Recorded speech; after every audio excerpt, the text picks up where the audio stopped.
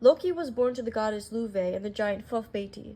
In the real Norse mythology, he is not Thor's biological brother, because, as you can see, his father is an Odin, but they're more like blood brothers due to the pact that they made. We will accept your most gracious offer. In the simplest of terms, Loki's a trickster. He is chaos and mischief personified into a god. So of course he's naturally deceptive. He's able to shapeshift into anything he wants. It doesn't matter if it's male, female, or even a fly. Not even here.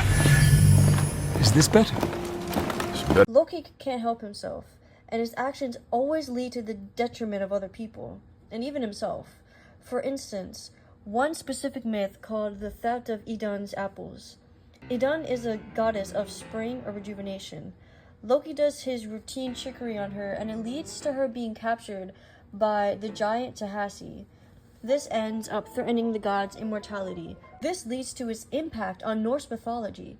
His actions and values as a deity lead to him not being the type of god you exactly want to worship or admire.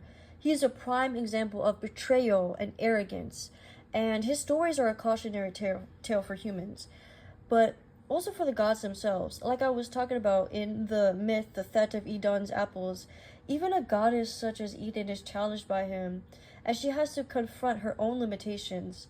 So learning about his choices and consequences can be lessons learned. Knowing Loki's character, you'd assume that his relationship with other Norse gods are, complicated. And they are. Is he a friend or a foe? The most famous relationship he has is with Thor, of course, his brother.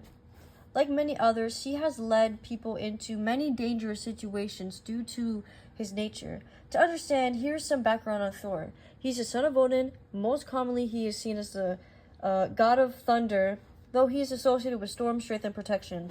All of his attributes, you would assume, are the opposite of Loki. So you can imagine all the clashes that these two gods have. Sad to be sure. All of the stories he is in show that he can be both good and bad, and also a mix of both.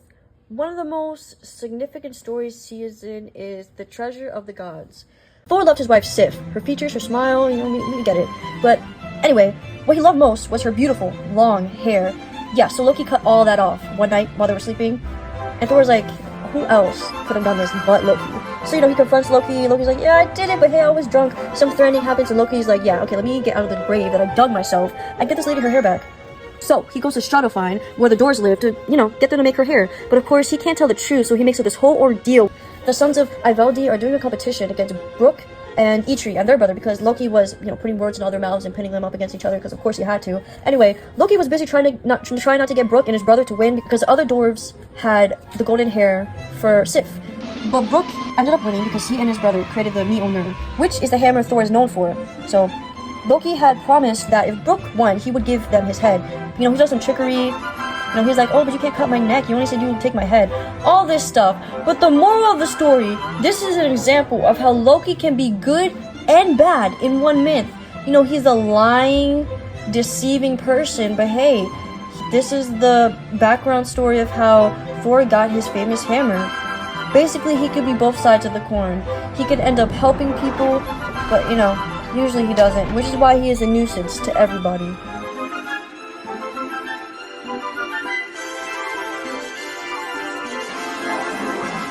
And that's everything you need to know about the Norse god Loki.